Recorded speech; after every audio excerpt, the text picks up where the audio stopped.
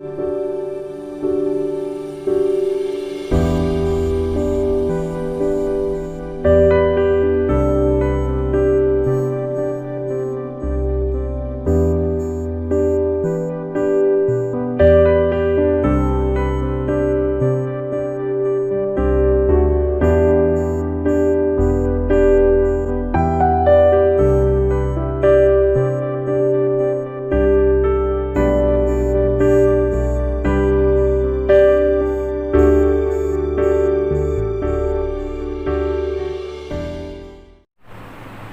ஆராதனை நாளுக்காக நன்றி சொல்லுகிறோம்.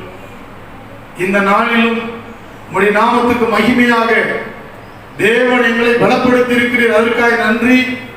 உம்முடைய வசனத்தை தியானிக்கும்படி இந்த நேரத்தை எங்களுக்கு கொடுத்திருக்கிறீர். அதற்காக நன்றி சொல்லுகிறோம். தேவ ஆவியானவர் இந்த நேரத்தில் வந்திருக்கிற ஒவ்வொரு தேவ பிள்ளைகளோடும் இடைபடும்படியாய் ஜெபிக்கிறோம். ஆவியானவரை நீரே இந்த வேதத்தை எழுதி கொடுத்தீர். இந்த வேதத்தின் மகத்துவங்களை நீரே வெளிப்படுத்தும்படி ஜெபிக்கிறோம். ஒவ்வொருவரோடு பேசும், பலப்படுத்தும், உற்சாகப்படுத்தும். தொடர்ந்து உற்சாகமாய் உம்முடைய அடிச்சுவடுகளை பின்பற்றி வர இரக்கம் செய்யும். கர்த்தராகிய இயேசு மூலம் வேண்டுகிறோம் நல்ல பிதாவே. ஆமென், ஆமென். அல்லேலூயா, அல்லேலூயா, அல்லேலூயா. அருமையானவர்களே, இன்றைக்கு ஒரு குறிப்பிட்ட ஒரு முக்கியமான ஆவிக்குரிய வாழ்க்கையில கவனிக்கப்பட வேண்டிய ஒரு முக்கியமான விஷயத்தை குறித்து நாம் தியானிக்க போகிறோம். ஏற்கனவே நாம் தியானித்திருக்கிறோம். இதை குறித்த காரியங்களை நிறைய நாம தியானிச்சிருக்கிறோம். இன்னைக்கு அதை திரும்பவும் தியானிக்கும்படி உணர்த்தப்பட்டதினாலே நான் இன்றைக்கு அந்த காரியத்தை உங்களோடு பேசும்படி தியானிக்கும்படி நான் விரும்புகிறேன். அல்லேலூயா. கிறிஸ்தவ வாழ்க்கையில மனம் திரும்புதல் என்பது ஒரு முக்கியமான நிகழ்வு. ஆமென், ஆமென். மனம் திரும்புதல் என்பது தேவன் கொடுத்திருக்கிற இந்த புதிய வாழ்க்கையில, இந்த புதிய நம்பிக்கைக்குரிய வாழ்க்கையில, இந்த ஆவிக்குரிய வாழ்க்கையில மனம் திரும்புதல் என்பது ஒரு முக்கியமான நிகழ்வாக இருக்கிறது. மனம் திரும்பாமல் நாம் நிச்சயமாக ஆண்டவரிடத்தில் செல்ல முடியாது. மனம் திரும்புதல் என்பது ஒரே ஒரு நாள் மாத்திரம் நடக்க வேண்டிய நிகழ்வு அல்ல. அல்லேலூயா. மனம் திரும்புதல் என்பது மரணம் வரைக்கும் நடக்க வேண்டிய ஒரு நிகழ்வாக இருக்கிறது. கைதட்டி அப்பாவுக்கு நன்றி சொல்லுவோம். மனம் திரும்புதல் என்பது மரணம் வரைக்கும் நடக்கணும். எப்பெல்லாம் நாம் மனம் திரும்ப வேண்டிய அவசியம் இருக்கிறதோ அப்பெல்லாம் நாம் மனம் திரும்ப வேண்டும். அல்லேலூயா, அல்லேலூயா. அருமையானவர்களே, நன்றாக விளங்கிக் கொள்ளுங்க. நாம் மனம் திரும்புவதற்கு நம்முடைய இருதயம் சரியாக இருக்குமே ஆனால் தேவனோடு நெருங்குவது நமக்கு இலகுவாயிருக்கும். அதை மறந்து போகக்கூடாது.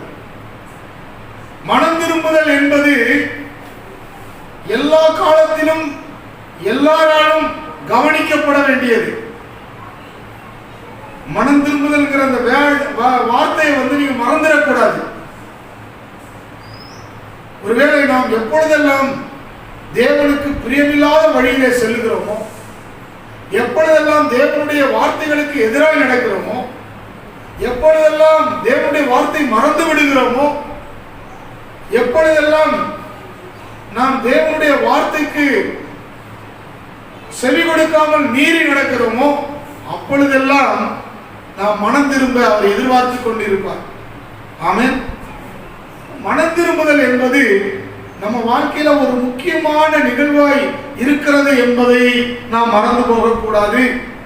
ஒவ்வொரு நாளும் நான் மனம் திரும்புவதற்கு ஏதாவது உண்டா என்று நாம் ஆராய்ந்து பார்க்க வேண்டியவர்களாக இருக்கிறோம். ஒவ்வொரு நாளும் நம்முடைய படுக்கைக்கு செல்லும் முன்பாக நாம் நம்மை ஆராய்ந்து பார்த்து நான் மனம் திரும்ப வேண்டிய விஷயம் இன்றைக்கு ஏதாவது இருக்கிறதா என்று நாம் கவனிக்க வேண்டும்.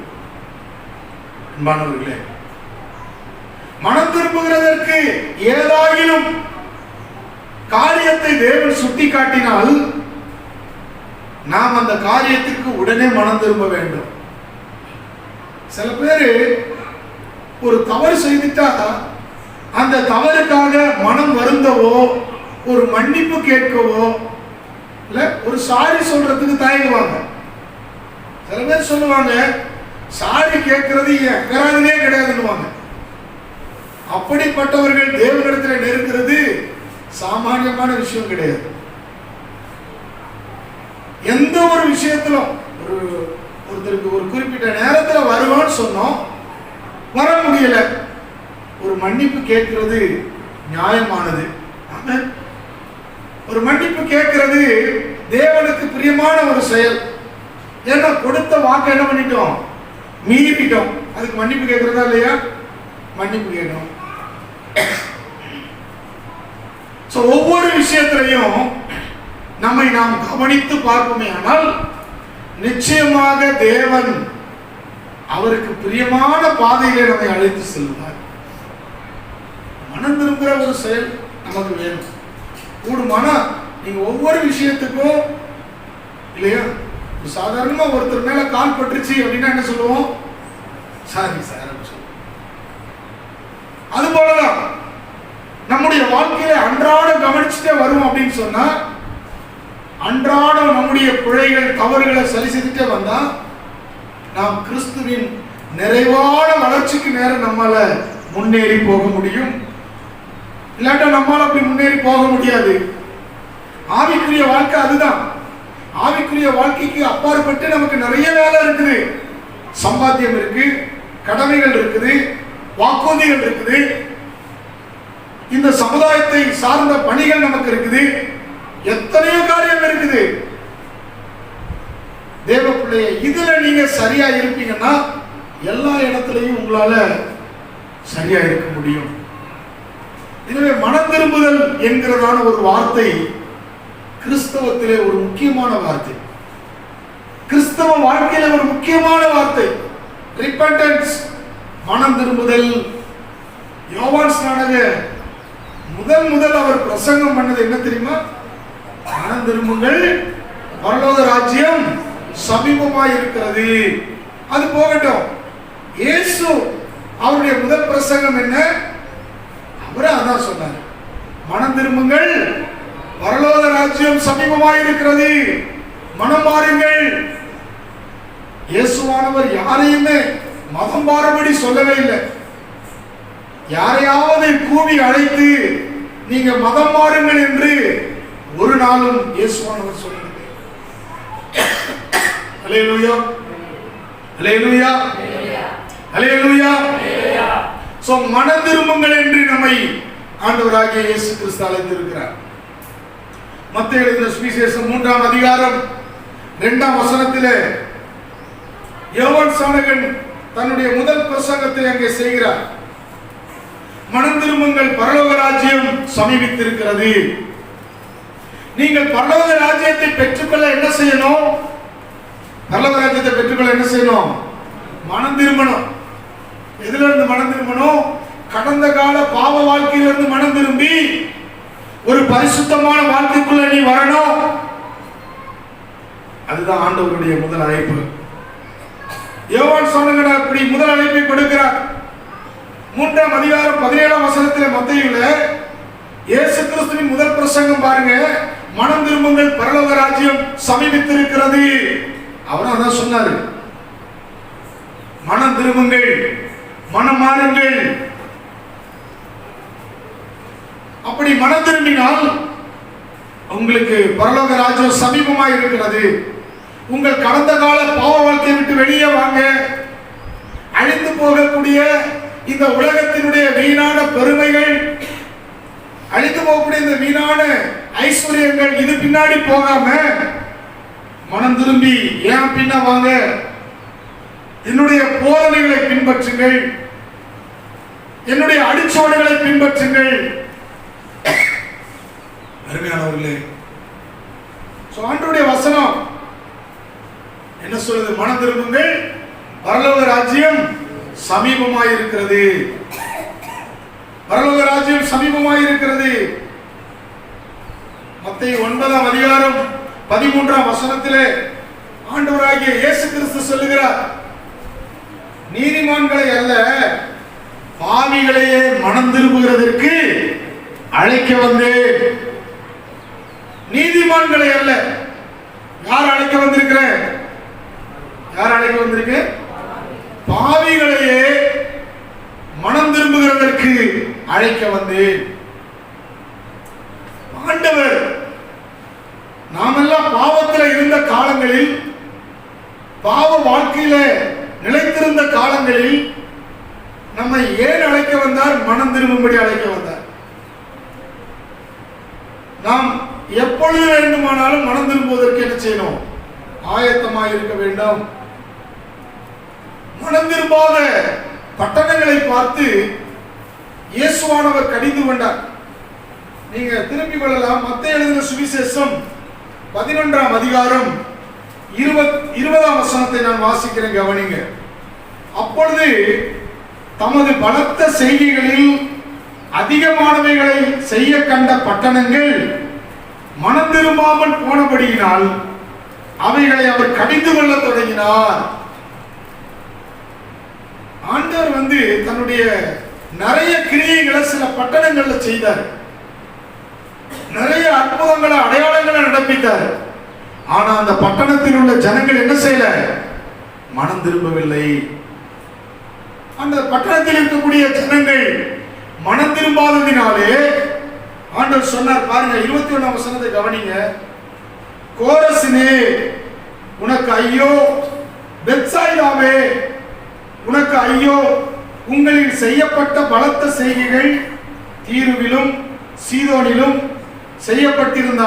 செய்யப்பட்டிருந்ததானால் அப்பொழுது இரட்டுடுத்தி சாம்பலில் உட்கார்ந்து மனம் திரும்பி இருப்பார்கள். அருமையான தேவ பிள்ளைகளை, அடுத்த வசனம் கவனிங்க. நியாய தீர்ப்பு நாளிலே உங்களுக்கு நேரிடுவதை பார்க்கிலும் தீருவுக்கும் சீதோனுக்கும் நேரிடுவது இலகுவாயிருக்கும் என்று உங்களுக்கு சொல்லுகிறேன். தேவ பிள்ளையே, மனம் திரும்பாத பட்டணங்களை தேவன் பார்த்து என்ன சொல்லுகிறார்? உனக்கு உனக்கு ஐயோ, உன்னை நான் இவ்வளவு கிருபையாய் எவ்வளவு காரியங்களை செய்தது போல நான் சோதோமிலும் கொமராவிலும் செய்திருந்தேன்னா என்ன இருந்திருக்கும்? அந்த பட்டணத்தில் இருக்க ஜனங்கள் எல்லாம் மனம் திரும்பி இருப்பார்கள். தீருவிலும் சீதோனிலும் செய்யப்பட்டிருந்ததனால் அந்த பட்டணங்கள் எல்லாம் அழிந்து போயிருக்காது. அவைகள் என்ன செய்யப்பட்டிருக்கும்? காக்கப்பட்டிருந்திருக்கும். அருமையானவர்களே, மனம் திரும்புதல் என்பது நம்முடைய வாழ்க்கையில கிறிஸ்தவர்களுக்கு அன்றாடம் நடக்க வேண்டிய ஒரு நிகழ்வு. மனம் திரும்ப வேண்டிய அவசியம் இருக்குமே, ஆனால் நாம் அதை கவனித்து பார்த்து அன்றாடம் சரி செய்து கொள்வது அவசியம். மனம் திரும்ப அவசியம் இல்லாட்டா விட்டுறலாம். ஆனால் ஒவ்வொரு நாளும் மனம் திரும்புகிறதற்கு காரியங்கள் உண்டா என்று நம்மை நாமே ஆராய்ந்து பார்க்க வேண்டும். அதுதான் கொரிந்தியர்கள் நிருபத்தில் நாம் வாசிக்கிறோம். நம்மை நாமே நிதானித்து அறிந்தால் நாம் நியாயம் தீர்க்கப்படுவதில்லை. அருமையானவர்களே, மனம் திரும்புதல் நம்முடைய வாழ்க்கையில ஒரு முக்கியமான நிகழ்வாக இருக்க வேண்டும். ஆண்டவர் ஒரு வசனத்தை வாசிக்கும் போது, ஒரு வசனத்தை நீங்கள் தியானிக்கும் போது, தேவன் இந்த காரியத்தில் நீ முதலாவது மனம் திரும்ப வேண்டும் என்று சுட்டி காட்டினால் உடனடியாக என்ன செய்யணும்? நீங்கள் அந்த காரியத்தில் மனம் திரும்ப வேண்டும். அப்படி மனம் திரும்பும் போது நிச்சயமாக உங்களுக்கு ஒரு பெரிய ஆசீர்வாதம் இருக்கிறது. மனம் திரும்பும் போது தேவனுடைய இரக்கம் உங்கள் மேல வரும். அருமையானவர்களே, ஆண்டவர் இயேசு கிறிஸ்துவின் சுவிசேஷத்தை கேட்ட நாளிலே நீங்கள் எல்லாரும் மனம் திரும்பி விசுவாசித்தபடியினால் இங்கே ஆலயத்திலே உட்கார்ந்து இருக்கிறீர்கள். கரங்களை தட்டி நாம் ஆண்டவருக்கு நன்றி சொல்லுவோம். அன்றோடு அந்த மனம் திரும்புதல் முடிந்து விட்டது என்று நினைக்க கூடாது. அன்றைக்கு நீங்க மனம் திரும்பினதுனால, ஆண்டவரே என்னுடைய வாழ்க்கையில நான் பல பாடுகளை பட்டு கஷ்டங்களை பட்டு வாழ்ந்துட்டு இருந்தேன், இந்த ஆண்டவர் இவரிடத்திலே வந்தால் என்னுடைய வாழ்க்கைக்கு இளைப்பாறுதல் கிடைக்கும் என்று வந்தேன். அப்படி மனம் திரும்பி வந்தவர்கள் அந்த மனம் திரும்புதல்ல தொடர்ந்து நிலைத்திருக்கணும். ஆமென். தேவ பிள்ளை, ஆண்டுடைய வசனம் சொல்லுகிறது, மனம் திரும்புகிற ஒரே பாவி நிமித்தம் பரலோகத்துல எப்படி இருக்கான்? தூதர்களுக்கு முன்பாக ஒரு பெரிய சந்தோஷம் இருக்கு.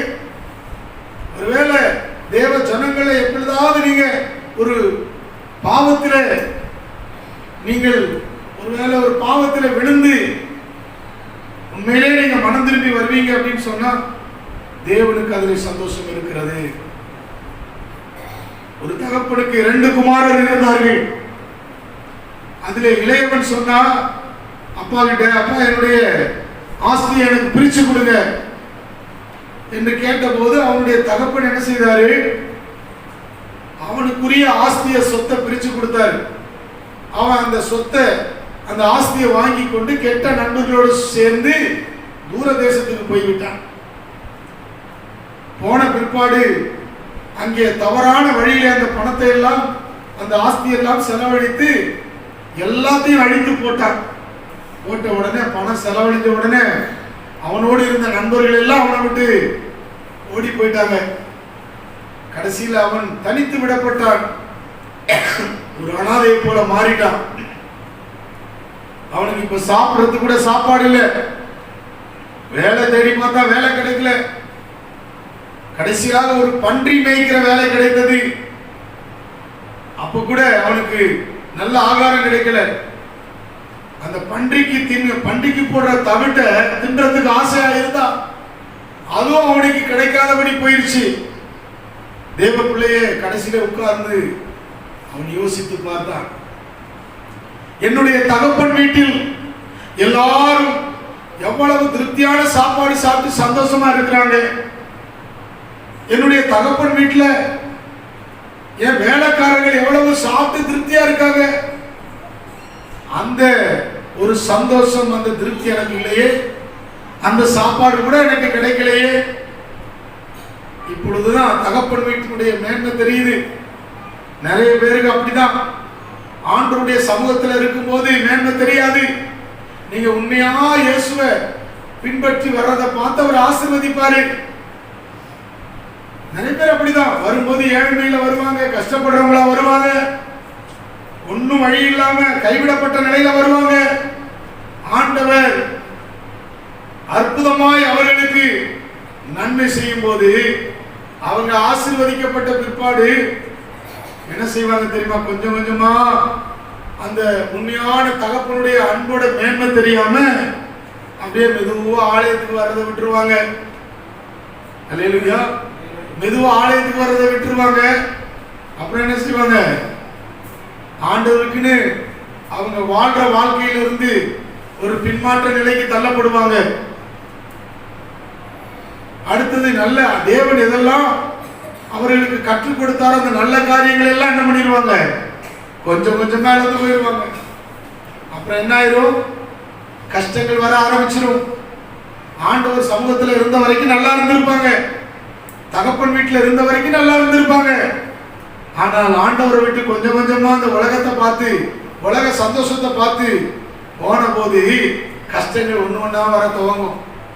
ஒண்ணு ஒண்ணா போயிட்டு இருக்கும். தேவ பிள்ளையே, கடைசியில எல்லாத்தையும் இழந்த பிற்பாடுதான் இந்த இளையகுமாரனுக்கு புத்தி வந்தது. ஒன்றுமே வழி இல்லாமல் போன உடனே இனி எனக்கு எந்த கதியும் கிடையாது. அப்பதான் தகப்பன் வீடு ஞாபகத்துக்கு வருது. அப்பதான் தேவனுடைய ஞாபகம் வரும். அவன் யோசித்தான், நான் திரும்ப இந்த உலகத்துல எங்க போனாலும் நிச்சயமா எனக்கு அந்த தகப்பன் வீட்டில் இருக்கிற அன்பு கிடைக்காது. நான் என்னுடைய தகப்பன் இடத்துக்கு திரும்பி போறேன். நான் திரும்பி போய் என் தகப்பன் கிட்ட சொல்லுவேன், என் அப்பா கிட்ட சொல்லுவேன், அப்பா நான் உங்களுக்கு விரோதமா பாவம் செய்துட்டேன், ஆண்டவருக்கு விரோதமா பாவம் செய்துட்டேன், என்னை நீங்க உங்க பிள்ளையா ஏத்துக்க வேண்டாம். ஏன் தெரியுமா? எனக்குரிய சொத்தெல்லாம் நான் வாங்கிட்டு போய் அழிச்சிட்டேன். இனிமே உங்க பிள்ளைன்னு சொல்லப்படுறதுக்கு நான் பாத்திரம் கிடையாது. என்னை மன்னித்து ஒரு வேலைக்காரனா ஏற்றுக்கொள்ளுங்க, இந்த வீட்டில் இருக்கிற ஒரு வேலைக்காரனா ஏற்றுக்கொள்ளுங்க என்று என் தகப்பனிடத்துல போய் கேட்பேன்னு அவன் ஒரு முடிவெடுக்கிறான். அவனுடைய மனதிலே ஒரு மாறுதல் வருகிறது.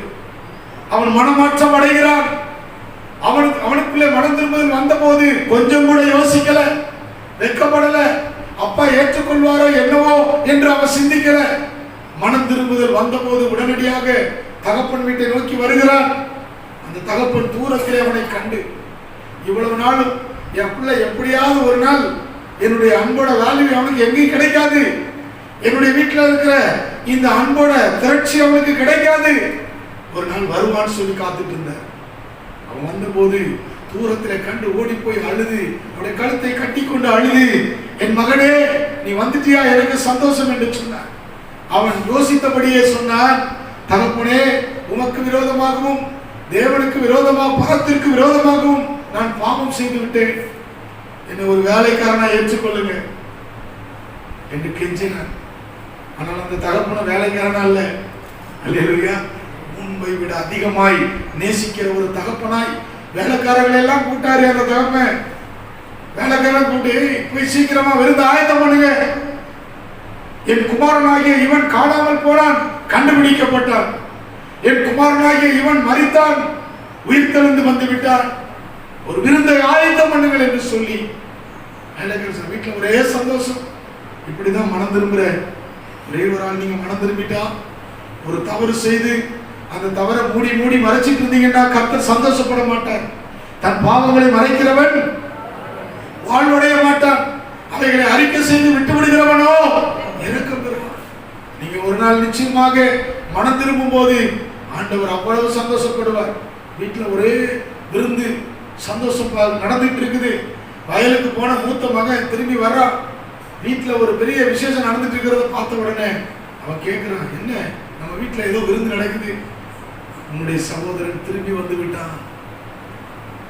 அப்பா கிட்ட வந்து சண்டை போடுறான் மூத்த மகன், எப்படி நீ அவனை ஏற்றுக்கொள்ளலாம், நான் உங்க கூடயே இருக்கிறேன், எனக்கு விருந்து பண்ணல, ஆனா ஆஸ்திகளை எல்லாம் கொண்டு போய் வேசின் இடத்தில் அடித்து போட்டவனுக்கு விருந்து பண்றீங்களா? அப்பதான் அப்பா சொல்றாரு, அல்லேலூயா, அதுதான் தகப்பனுடைய அன்பு, அதுதான் நம்முடைய தேவனுடைய அன்பு. அவன் எல்லாவற்றையும் அடித்து போட்டான், கெட்ட பேரை வாங்கி கொடுத்தான், எல்லாத்தையும் நஷ்டப்படுத்தினான், ஆனாலும் அவன் காணாமல் போனான், கண்டுபிடிக்கப்பட்டான், மரித்தான், உயிரோடு எழுந்து வந்திருக்கிறான், மரித்தான், அவன் உயிரோடு நான் பெற்றுக் கொண்டிருக்கிறேன், எனக்குள்ளதெல்லாம் உனக்குள்ளது மகனே என்று சொல்லி மூத்த மகனிடத்தில் சொல்லுகிறார். தேவ பிள்ளையே, நம்முடைய தேவன் அப்படிதான்.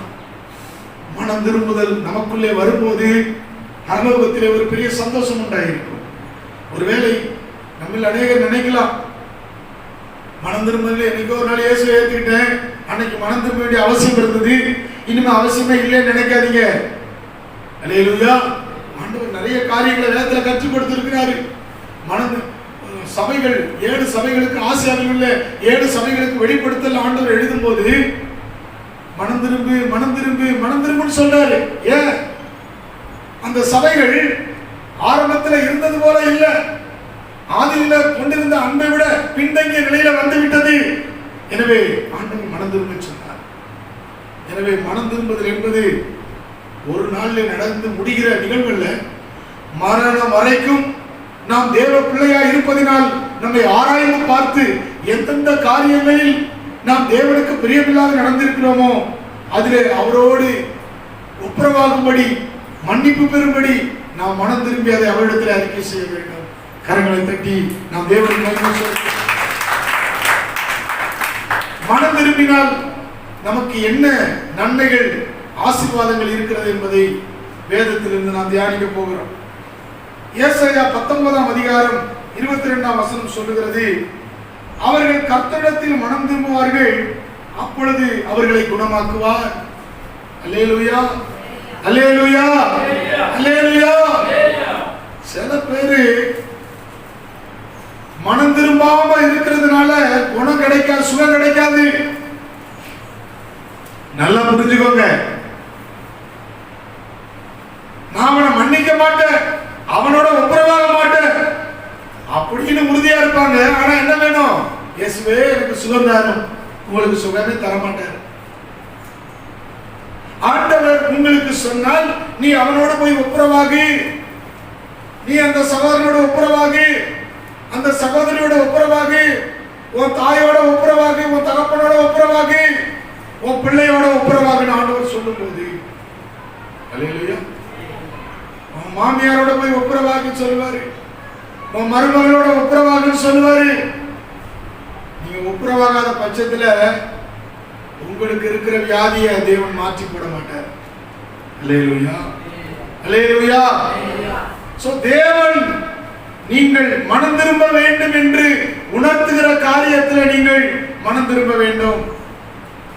ஒரு வசனம் எனக்கு ஞாபகத்துக்கு வருது, என்னுடைய குறிப்பில் இல்லாத வசனம். இந்த இடத்துல இருந்து எனக்கு அந்த வசனத்தை தேவன் நினைப்பூட்டுகிறார். அந்த வசனத்தை திருப்பி யாக்கோபு எழுதின நிருபம், யாக்கோபு எழுதின நிருபம்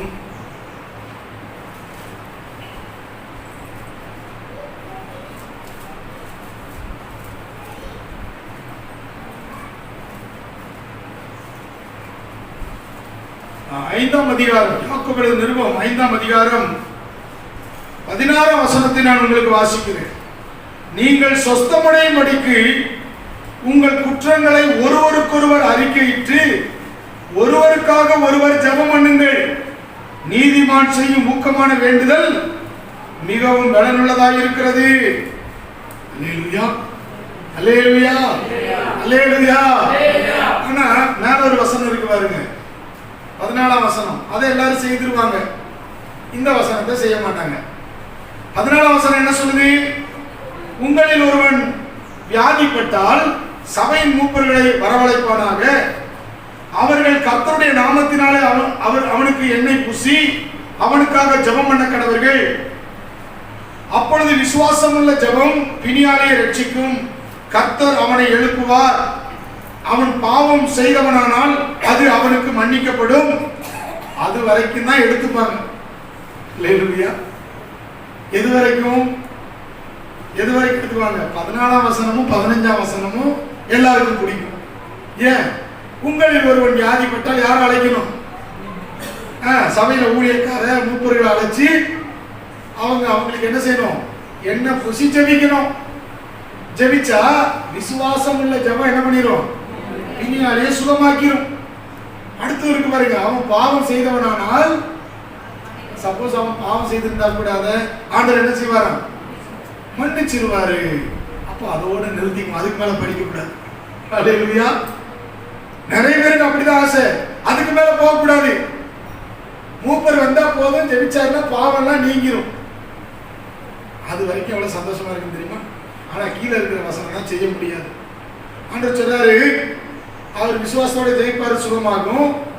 அவர் ஜெபிக்கும் போது உனக்கு பாவமும் ஒண்ணு விட்டு நீங்கி போவோம், நல்லதுதான். ஆனா நீ செய்யணும்னு ஒண்ணு இருக்கு. நீ என்ன செய்யணும்? நீங்க என்ன செய்யணும்? நீங்கள் சொஸ்தமடையும்படிக்கு உங்கள் குற்றங்களை ஒருவருக்கொருவர் என்ன செய்யணும்? அறிக்கையிட்டு ஒருவருக்காக ஒருவர் ஜெபம் பண்ணுங்கள். அப்பொழுது அந்த நீதிமான் செய்யும் ஜெபம் என்ன செய்யும்? ஊக்கமான வேண்டுதல் மிகவும் பலனுள்ளதாக இருக்கிறது. அந்த நீதிமான் செய்யும் ஊக்கமான வேண்டுதல் மிகவும் பலனுள்ளதாக இருக்கிறது. நல்ல சொல்லுவோம்.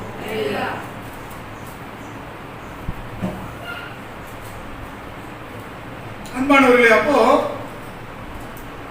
ஒவ்வொருவருக்கும் தேவ பிள்ளைகளுக்கு என்ன, ஒரு ஊழியக்காரர் இருக்காரு, சபை மூப்பர்கள் இருக்காங்க. ஏதாவது ஒண்ணுன்னா அவங்க ஜெபம் பண்ணா சரியாயிடும், பாவம் மன்னிக்கப்படும். நான் யாருக்கிட்ட வேணாலும் சண்டை போட்டுக்குவேன், வீட்டுக்குள்ளேயே சண்டை போட்டுக்குவேன், ஒருத்தருக்கு ஒருத்தர் பேசிக்க மாட்டேன். என் வியாதி சுகமாகணும்னா ஆகுமா? ஆகாது. ஏசாயா 19:22 பார்க்கிறோம், அவர்கள் கர்த்தரிடத்தில் மனம் திரும்புவார்கள், அப்பொழுது அவர் அவர்களை என்ன செய்வாராம்? சொல்லுங்க, சத்தத்தை காணும். அப்பொழுது அவர் அவர்களை குணமாக்குவார்.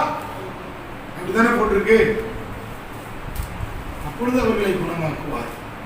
தேவ பிள்ளையே, நாம் எந்தெந்த காரியங்களில் மனம் திரும்ப வேண்டியதோ, யாரிடத்தில் ஒப்புரவாக வேண்டியதோ, யாரிடத்திலும் கசப்பு வைக்காமல் நாம் ஐக்கியப்பட வேண்டியதோ, இந்த காரியங்களில் நாம் உண்மையாக இருந்தால் தேவன், ஒருவேளை நாம் வியாதிப்பட்டவர்களாக இருந்தால் நமக்கு அந்த வியாதியிலிருந்து குணமாக்க அவர் விருப்பமுடையவராக இருக்கிறார். கரங்களை தட்டி தேவனுக்கு நன்றி சொல்லுவோம். இரண்டாவதாக ஏசாயா 30:15 ஒரு வசனம் இருக்கிறது. மனம் திரும்பி அமர்ந்திருந்தால் ரட்சிக்கப்படுவீர்கள். வாசிக்கிற கவனிங்க. ஏசாயா 30:15 வசனம். நீங்கள் மனம் திரும்பி அமர்ந்திருந்தால் ரட்சிக்கப்படுவீர்கள், அமெரிக்கையும் நம்பிக்கையுமே உங்கள் பலனாயிருக்கும் என்று இஸ்ரவேலின் பரிசுத்தராயிருக்கிற கர்த்தராகிய தேவன் சொல்லுகிறார். நீங்களோ அப்படி செய்ய மனதாயிராமல், அப்படியல்ல, குதிரைகளின் மேல் ஏறி ஓடி போவோம் என்கிறீர்கள், அப்படியே ஓடி போவீர்கள். வேகமான வாகனங்களின் மேல் ஏறி போவோம் என்கிறீர்கள், அப்படியே உங்களை துரத்துகிறவர்கள் வேகமாய் துரத்துவார்கள். பார்த்தீங்களா? அல்லேலூயா, அல்லேலூயா. நீங்க மனம் திரும்பிட்டீங்கன்னா, ஏதாவது ஒரு காரியத்துல மனம் திரும்ப கர்த்தர் சொன்னா, நீங்க மனம் திரும்பிட்டா கர்த்தர் உங்களை ஆபத்துல இருந்து ரட்சிப்பாரு. அல்லேலூயா. மனம் திரும்பி அமர்ந்திருந்தீர்கள் என்று சொன்னால் நீங்கள் ரட்சிக்கப்படுவீர்கள். அடுத்த வசனம், அப்படி இல்ல, நாங்க மனம்லாம் திரும்ப முடியாது, குதிரை மேல ஏறி ஓடி போயிருவோம், வாகனங்கள்ல ஏறி வேகமா ஓடி போயிருவோம்னா நீங்க ஓட ஓட துரத்துறதுக்கு ஆளு ரெடியா இருக்கும். அல்லேலூயா, அல்லேலூயா, அல்லேலூயா. தேவப்பிள்ளைய மனம் திரும்புதல் நமக்கு அவசியம். நம்முடைய தவறுகள், நம்முடைய மீறுதல்கள், நம்முடைய அக்கிரமங்கள், நாம் மற்றவர்களை காயப்படுத்துகிற விஷயங்கள் அல்லது மற்றவர்களை குறித்து குற்றம் சாட்டுகிற விஷயங்கள், இதிலே நாம் மனம் திரும்பினால் நமக்கு தேவன் வைத்திருக்கிற ரட்சிப்பு நிச்சயம் உண்டாகும். மூன்றாவதாக எசேக்கியேல் 18 திருப்பிக் கொள்ளுங்கள். அதில் 30 வசனத்தை நான் வாசிக்கிறேன். எசேக்கியேல் 18 எசேக்கியேல் 18 30 வசனம்.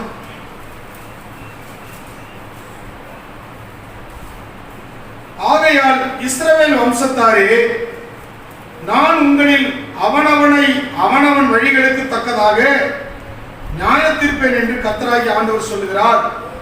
நீங்கள் மனம் திரும்புங்கள், உங்களுடைய எல்லா மீறுதல்களையும் விட்டு திரும்புங்கள், அப்பொழுது அக்கிரமம் உங்கள் கேட்டுக்கு காரணமாய் இருப்பதில்லை.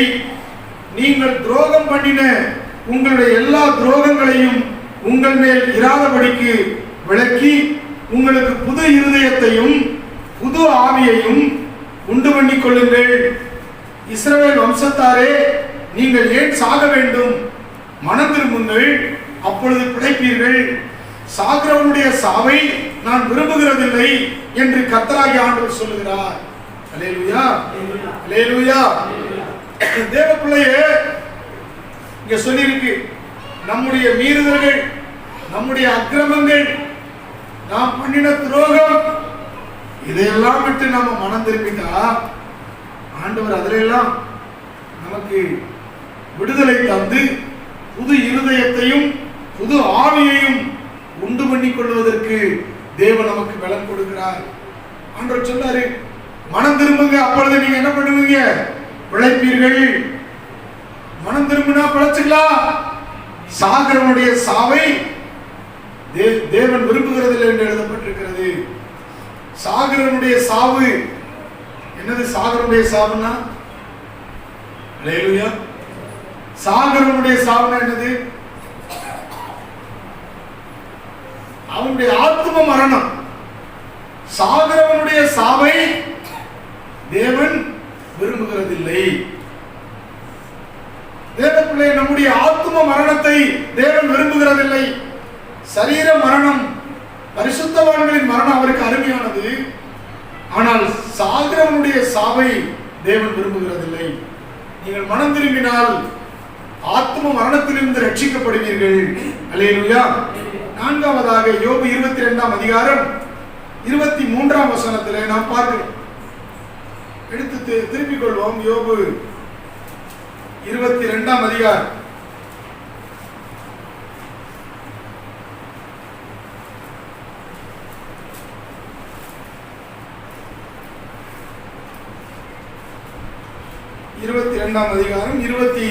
வசனம்.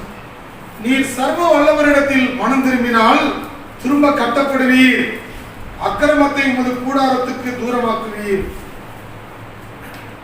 அருமையானவர்களே, இங்கே ஒரு காரியம் சொல்லப்பட்டிருக்கிறது. நீர் சர்வ வல்லவரிடத்தில் மனம் திரும்பினால் திரும்பவும் கட்டப்படுவீர். நல்ல சொல்லுமா? கரங்களை தட்டி அப்பாவுக்கு நன்றி சொல்லுமா? அருமையானவர்களே, நீங்க ஆண்டவருக்கு உண்மையா இருந்த காலத்துல கர்த்தர் உங்களை ஆசீர்வதிச்சிருப்பாரு.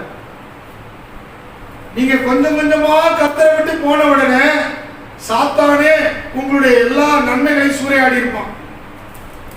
இப்போ நீங்க ஆண்டவரிடத்துல எந்தெந்த காரியத்துல தேவனை விட்டு தூரமாய் போனீர்களோ, செவி கொடுக்காமல் போனீர்களோ, அந்த காரியத்தை நீங்கள் உணர்ந்து மனம் திரும்பிட்டீங்கன்னா என்ன நடக்குது? திரும்பவும் நீங்கள் இழந்ததை பெற்றுக் கொள்வீர்கள். ஆமென். நீங்கள் திரும்பவும் கட்டப்படுவீர்கள். நீங்கள் திரும்பவும் தேவனால் உருவாக்கப்பட்டு நீங்கள் பயன்படுத்தப்படுவீர்கள். கரங்களை தட்டி அப்பா நன்றி சொல்லுவோம். ஹல்லேலூயா. மனம் திரும்பிட்டா போதும். ஒருவேளை இன்றைக்கு ஏதாவது சில காரியங்களை குறித்து உங்களோட ஆண்டவர் பேசலாம், எனக்கு தெரியாது.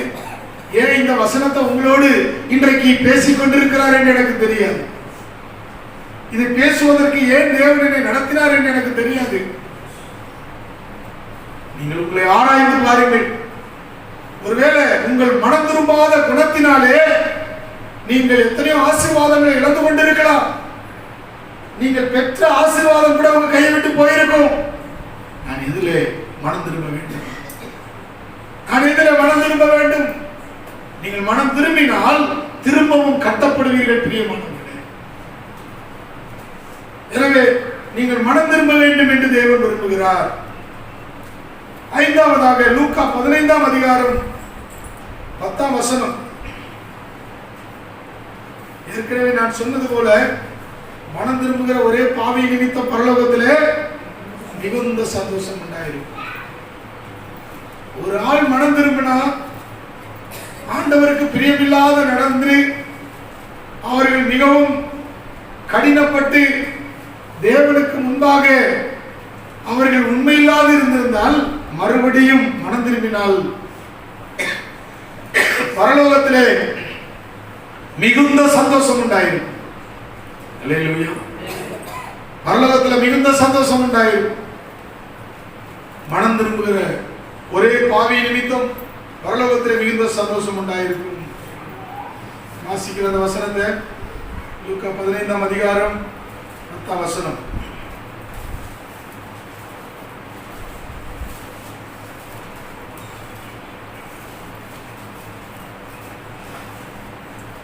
அதுபோல மனம் திரும்புகிற ஒரே பாவி நிமித்தம் தேவனுடைய தூதருக்கு முன்பாக சந்தோஷம் உண்டாயிருக்கிறது என்று உங்களுக்கு சொல்லுகிறேன். ஆண்டவர் அடிக்கடி சொன்னார். இந்த அதிகாரத்தில் 7ஆம் வசனத்தை கவனிச்சு பாருங்க.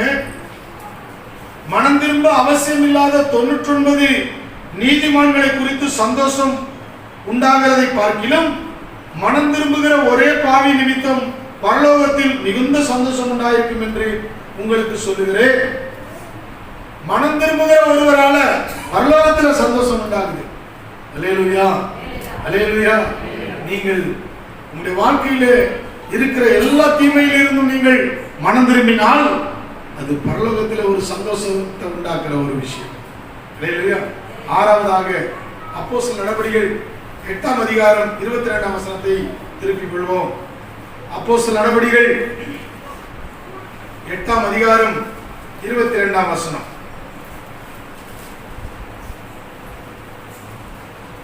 ஆகையால் நீ உன் துர்க்குணத்தை விட்டு மனம் திரும்பி தேவனை நோக்கி வேண்டிக்கொள். ஒருவேளை உன் இருதயத்தின் எண்ணம் உனக்கு மன்னிக்கப்படலாம். இங்க பேதுரு ஒருத்தனை பார்த்து சொல்ற, எதுக்காக அவனுக்கு இப்படி சொல்றாரு? அந்த சம்பவத்தை நான் வாசிக்கிறேன், கவனிங்க. 18ஆம் வசனத்திலிருந்து.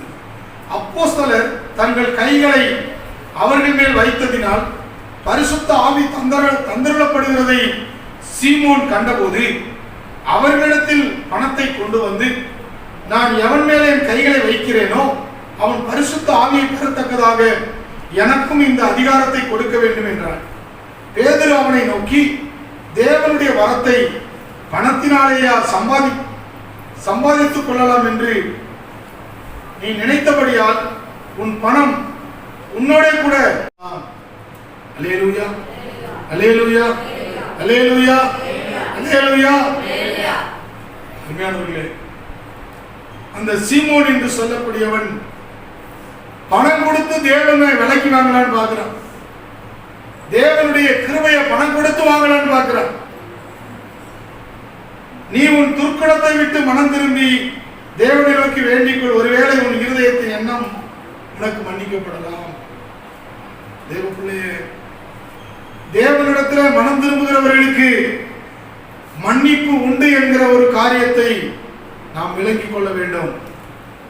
தேவனிடத்தில் மனம் திரும்பும் போது நமக்கு மன்னிப்பு உண்டாகிறது. அல்லேலூயா, அல்லேலூயா. மனம் திரும்பினால் என்ன நமக்கு நன்மைகள் இருக்கிறது? நாம் மனம் திரும்பும் போது நாம் குணமாக்கப்படுகிறோம். நாம் மனம் திரும்பி அமர்ந்திருந்தால் ரட்சிக்கப்படுவோம். மனம் திரும்பும் பொழுது நம்முடைய அக்கிரமம் நம்மை விட்டு அகற்றப்படுகிறது. நாம் திரும்ப கட்டப்படுவோம். தேவனுடைய தூதருக்கு முன்பாக பரலோக ராஜ்யத்திலே ஒரு சந்தோஷம் உண்டாயிருக்கிறது. மனம் திரும்பும் போது நம்முடைய தவறுகள் நமக்கு மன்னிக்கப்படுகிறது. அல்லேலூயா, அல்லேலூயா. வேகமாக, ஒருவேளை மனம் திரும்பாதவர்களுக்கு எவ்விதமான காரியங்கள் நடக்கும் என்று வேதம் சொல்லுகிறது.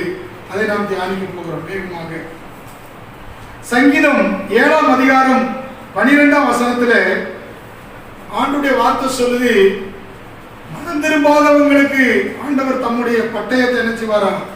கருக்காக்குவார். தன்னுடைய பட்டயத்தை எடுத்து அவர் கருக்காக்குவார். பட்டயத்தினாலே அவர்கள் தண்டிக்கப்படுவார்கள் என்று சொல்லப்பட்டிருக்கிறது. சங்கீதம் 7:12 நான் உங்களுக்காக வாசிக்கிறேன். தேவன் நீதியுள்ள நியாயாதிபதி.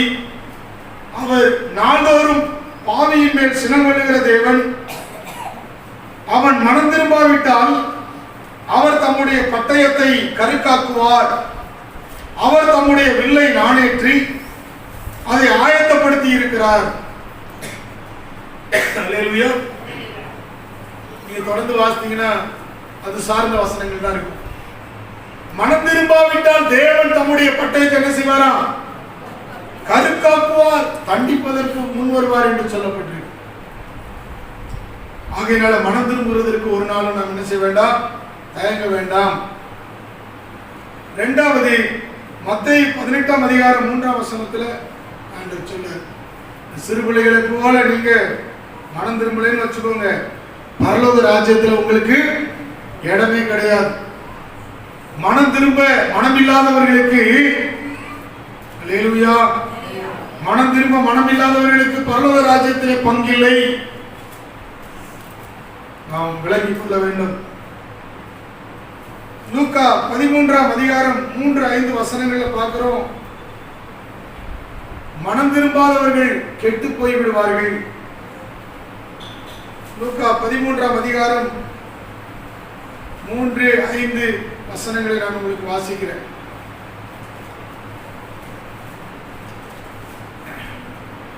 நீங்கள் மனம் திரும்பாமல் போனால் எல்லாரும் அப்படியே கெட்டு போவீர்கள். 1ஆம் வசனம் 2ஆம் வசனத்தை படிச்சா உங்களுக்கு புரியும். பிலாத்து சில கலிலேயருடைய இரத்தத்தை அவர்களுடைய பலிகளோட கலந்திருந்தான். அந்த வேளையிலே அங்கே இருந்தவர்களில் சிலர் அந்த செய்தியை அவருக்கு அறிவித்தார்கள். இயேசு அவர்களுக்கு பிரதியுத்தரமாக, அந்த கலிலேயருக்கு அப்படிப்பட்டவைகள் சம்பவித்ததினாலே மற்ற எல்லா கலிலேயரை பார்க்கிலும் அவர்கள் பாவிகளாய் இருந்தார் என்று நினைக்கிறீர்களோ? அப்படி அல்ல என்று உங்களுக்கு சொல்லுகிறேன். நீங்கள் மனம் திரும்பாமல் போனால் எல்லாரும் அப்படியே கெட்டு போவீர்கள். சீலோவாமிலே கோபுரம் விழுந்து 18 பேரை கொண்டதே, எருசலேமில் குடியிருக்கிற மனுஷர் எல்லாரிலும் அவர்கள் குற்றவாளிகளாய் இருந்தார்கள் என்று நினைக்கிறீர்களா? அப்படி அல்ல என்று உங்களுக்கு சொல்லுகிறேன். நீங்கள் மனம் திரும்பாமல் போனால் எல்லாரும் அப்படியே கெட்டு போவீர்கள். தேவப்பிள்ளையே, ஒரு பெரிய அழிவு வந்தது. அந்த அழிவிலே அநேகர் இறந்தார்கள். ஒருவேளை அவங்க மோசமானவங்க நினைச்சிட்டு இருக்கீங்களா? நீங்க மனம் திரும்பாம போனா உங்களுக்கு அப்படி நடக்கும். ஆண்டவர் அப்படி நமக்கு சொல்லுகிறார். எனவே தேவனுடைய தண்டனைக்கு உள்ளாக்கப்படுவோம் என்று வசனம் இருக்கிறது. நான்காவதாக வெளிப்படுத்தல் 2ஆம் அதிகாரம் 5ஆம் வசனத்தில் பார்க்கிறோம். எபேசு சபைக்கு ஆண்டவர் சொன்னார். வெளிப்படுத்தல் 2:5 திருப்பிக் கொள்வோம். வெளிப்படுத்தல் 2ஆம் அதிகாரம் 5ஆம் வசனம். 4ஆம் வசனத்தையும் கூட நான் வாசிக்கிறேன். நீ ஆதியில் கொண்டிருந்த அன்பை விட்டாய் என்று உன் பேரில் எனக்கு குறை உண்டு. ஆகையால் நீ இன்ன நிலைமையிலிருந்து விழுந்தாய் என்பதை நினைத்து மனம் திரும்பி ஆதியில் செய்த கிரியைகளை செய்வாயாக. இல்லாவிட்டால் நான் சீக்கிரமாய் உன்னிடத்தில் வந்து நீ மனம் திரும்பாத பட்சத்தில் உன் விளக்கு தண்டை அதனிடத்தில் நின்று நீக்கி விடுவேன். ஆண்டவர் சொன்னார் எபேசு சபைக்கு, நீ மனம் திரும்பலன்னு வச்சுக்கோ, உன்னிடத்தில் வந்து உன் விளக்கு தண்டை நான் உன்னை விட்டு நீக்கி விடுவேன். நீ ஒன்றுக்கும் உதவாமல் போய்விட வேண்டி இருக்கும். நாம் மனம் திரும்ப வேண்டும். என்ன நிலைமையிலிருந்து விழுந்தாய்? ஆதியில இருந்த தேடுதல் உனக்கு இல்லை. ஆதியில இருந்த அன்பு உனக்கு கிடையாது. தேவப்பிள்ளையே, ஆகையினாலே என்ன நிலைமையிலிருந்து நீ விழுந்தாயோ அதை நினைத்து மனம் திரும்பு என்று சொன்னார். அடுத்ததாக 5வது வெளிப்படுத்தல் 2ஆம் அதிகாரம் 16ஆம் வசனத்தை கவனிங்க. நீ மனம் திரும்பு, இல்லாவிட்டால் நான் சீக்கிரமாய் உன்னிடத்தில் வந்து என் வாயின் பட்டயத்தால் அவர்களுடைய யுத்தம் பண்ணுவேன். ஆண்டவர் யுத்தம் பண்ணுவேன் சொன்னார். பெருகமு சபைக்கு சொன்னாரு, நீ மனம் திரும்பு. பெருகமு சபையே, நீ மனம் திரும்பு. நீ எந்த காரியத்தில் விழுந்திருக்கிறாயோ அதிலே மனம் திரும்பு. இல்லாவிட்டால் என் வாயின் பட்டயத்தால் உன்னோட நான் யுத்தம் பண்ணுவேன் என்று சொல்கிறார். 6வதாக தியத்தீரா சபையை பார்த்து சொல்லுகிறார். 2ஆம் அதிகாரம் 21, 22 கவனிங்க. அவள் மனம் திரும்பும்படியாய் அவளுக்கு தவணை கொடுத்தேன். தன் வேசி மார்க்கத்தை விட்டு மனம் திரும்ப அவளுக்கு விருப்பமில்லை. இதோ நான் அவளை கட்டில் கிடையாக்கி அவளுடனே விபச்சாரம் செய்தவர்கள் தங்களுடைய கிரியைகளை விட்டு மனம் திரும்பாவிட்டால் அவர்களையும் மிகுந்த உபத்திரவத்திலே தள்ளி அவளுடைய பிள்ளைகளையும் கொல்லவே கொள்ளுவேன். அப்பொழுது நானே உள்ளந்திரியங்களையும் இருதயங்களையும் ஆராய்கிறவர் என்று எல்லா சபைகளும் அறிந்து கொள்ளும். தேவ பிள்ளையே, நல்லா தெரிஞ்சுக்கோங்க. ஆண்டவர் சொல்லுகிறார், தியத்திரா சபைக்கு சொல்லுகிறார், நீ மனம் திரும்பு. உன் வேசித்தனத்தை விட்டு மனம் திரும்பு. மனம் திரும்பலன்னா நான் அவளை கட்டில் கிடையாக்குவேன். சில பேர் ஆண்டவர் எவ்வளவு தப்பு செய்தாலும் தண்டிக்கல நினைச்சிட்டு தவறு மேல தவறு செய்துட்டே இருப்பாங்க. ஆண்டவர் தருணம் கொடுக்கிறார். தியத்தீரா சபையே, மனம் திரும்பு. நீ மனம் திரும்பலன்னா உன்னை கட்டில போட்டுருவேன் சொல்லப்பட்டிருக்கிறது. அவளை கட்டில் கிடையாக்கி அவளுடனே விபச்சாரம் செய்தவர்கள் தங்கள் கிரியைகளை விட்டு மனம் திரும்பாவிட்டால் அவர்களையும் மிகுந்த உபத்திரவத்தில் தள்ளுவேன்றார். அன்பானவர்களே, தேவனுக்கு பிரியமில்லாத செயல்களிலே நீங்கள் நிலைத்திருப்பீர்கள் என்று சொன்னால் நீங்கள் மனம் திரும்ப ஆண்டவர் இன்றைக்கு உங்களை அழைக்கிறார். நீங்கள் மனம் திரும்பினால் கர்த்தர் உங்களுக்கு நன்மை செய்வார். 7வதாக வெளிப்படுத்தல் 3ஆம் அதிகாரம் 3ஆம் வசனம். 3ஆம் அதிகாரம் 3ஆம் வசனத்தை கவனிப்போம். சரதை சபைக்கு தேவன் சொல்லுகிறார், ஆகையால் நீ கேட்டு பெற்றுக்கொண்ட வகையை நினைவு கூர்ந்து அதை கை கொண்டு மனம் திரும்பு. நீ விழித்திராவிட்டால் திருடனை போல உன்மேல் வருவேன். நான் உன்மேல் வரும் வேலையை அறியாதிருப்பாய். அல்லேலூயா. அன்பானவர்களே, மனம் திரும்பாதவர்களுக்கு ஆண்டவருடைய வருகை தெரியாது. அல்லேலூயா. திருடனை போல உன்மேல் வருவேன், நான் வந்துட்டு போறது உனக்கு தெரியாது. அப்போ ஆண்டவருடைய ராஜ்யத்தில் நான் போறது கேள்விக்குறியாயிரும். அருமையான தேவ பிள்ளையே, இன்றைக்கு ஆண்டவர் உங்களோடு என்னோடு அவர் இடைப்பட்டு இருக்கிறார். அவருடைய வசனத்தை நாம் தியானித்து இருக்கிறோம். கிறிஸ்துவ வாழ்க்கையிலே மனம் திரும்புதல் என்பது அன்றாடம் நமக்குள்ளே நடக்க வேண்டிய காரியமாக இருக்கிறது. ஏதோ சில வருஷங்களுக்கு முன்பாக நான் மனம் திரும்பினேன், சில நாட்களுக்கு முன்பாக மனம் திரும்பினேன் என்று இருப்பதற்கல்ல, ஒவ்வொரு நாளும் நாம் ஆராய்ந்து பார்த்து மனம் திரும்ப வேண்டியவர்களாக இருக்கிறோம். ஆண்டவர் சொன்னார், மனம் திரும்பினால் அவர் நம்மை குணமாக்குவேன் என்று சொல்லி இருக்கிறார். மனம் திரும்பினால் நீங்கள் ரட்சிக்கப்படுவீர்கள் என்று சொல்லி இருக்கிறார். மனம் திரும்பினால் உங்கள் அக்கிரமம் கேட்டுக்கு காரணமாக இருப்பதில்லை, உங்கள் அக்கிரமத்தின்படி நீங்கள் தண்டிக்கப்படுவதில்லை என்று சொன்னார். நீங்கள் மனம் திரும்பினால் திரும்பவும் கட்டப்படுவீர்கள். நீங்கள் மனம் திரும்பினால் பரலோகத்தில் ஒரு பெரிய சந்தோஷம் இருக்கிறது. நீங்கள் மனம் திரும்பினால் உங்களுக்கு மன்னிப்பு உண்டாகும். தேவப்பிள்ளையே, இந்த மனம் திரும்புகிற ஒரு அனுபவத்துக்குள்ளே நாள்தோறும் நடத்தப்படுவோம். எச்சரிக்கையாக இருப்போம். மனம் திரும்பாத பட்சத்தில் தேவன் தம்முடைய பட்டயத்தை கருக்காக்குவார். பரலோக ராஜ்யத்தில் நாம் பிரவேசிக்க முடியாது. நாம் கெட்டு போகிறவர்களாக இருப்போம். நம்முடைய விளக்குத்தண்டை தேவன் அதனிடத்திலிருந்து எடுத்து போடுவார். கர்த்தருடைய வாயின் பட்டயத்தால் அவர் நம்மோடு யுத்தம் பண்ணுவார். நம்ம மிகுந்த உபத்திரவத்திலே தள்ளுவார். அது மாத்திரமல்ல, திருடனை போல நாம் அறியாது இருக்கிற நேரத்திலே வருவார். நாம் தேவனுடைய ராஜ்யத்தை இழந்து போக வேண்டியிருக்கும். அன்பான சகோதரனே, சகோதரியே, இந்த நாளிலே தேவன் நமக்கு கொடுத்த வார்த்தைப்படி மனம் திரும்புங்கள். தேவனுடைய ராஜ்யம் சமீபமாய் இருக்கிறது. நாம் மனம் திரும்பும் போது தேவன் நம்மோடு அவருடைய திட்டங்களை கொடுத்து நம்மை வழி நடத்துகிறார். நாம் மனம் திரும்பும் போது தேவனுடைய நற்காரியங்களிலே நாம் நிலைத்திருப்பதற்கு தேவன் நம்மை வழி நடத்துகிறார். அன்பான தேவ பிள்ளையே, மனம் திரும்புதல் என்பது ஏதோ ஒரு நாள் நாம் மனம் திரும்புவதல்ல. ஒவ்வொரு நாளும் தேவனுடைய ராஜ்யத்தில் நாம் நிற்பதற்கு, தேவனுடைய ராஜ்யத்தை நாம் சுதந்திரிப்பதற்கு மனம் திரும்ப வேண்டியவர்களாக இருக்கிறோம். அல்லேலூயா. எனவே மனம் திரும்புதல் என்னுடைய வாழ்க்கையில் அன்றாடம் நாம் என்னுடைய வாழ்க்கையில் நடக்கக்கூடிய ஒரு அன்றாட நிகழ்வாக இருக்கும்படி நீங்கள் உங்களை ஒப்புக் கொடுக்க வேண்டும். தேவ சமூகத்திலே நீங்கள் ஜெபிக்க வேண்டும். ஒவ்வொரு நாளும் மனம் திரும்பி குணப்பட வேண்டும் என்று தேவன் விரும்புகிறார். இந்த வேலையில் இருக்கிற இடத்துல முழங்கால் படிட்டு நாம் ஜெபிக்க போகிறோம். Thank you Lord. நன்றி ஆண்டவரே, நன்றியோடு உம்மை துதிக்கிறோம். சர்வ வல்லமையுள்ள தேவனே, நாங்கள் உம்மை உயர்த்துகிறோம். நாங்கள் மனம் திரும்பாத பட்சத்தில் ஆண்டவரே அநேக விதமான தண்டனைக்கு உள்ளாக்கப்படுவோம் என்கிற எச்சரிக்கை வசனங்களை நினைவு கூறுகிறோம். தேவனை உதவி செய்யும்.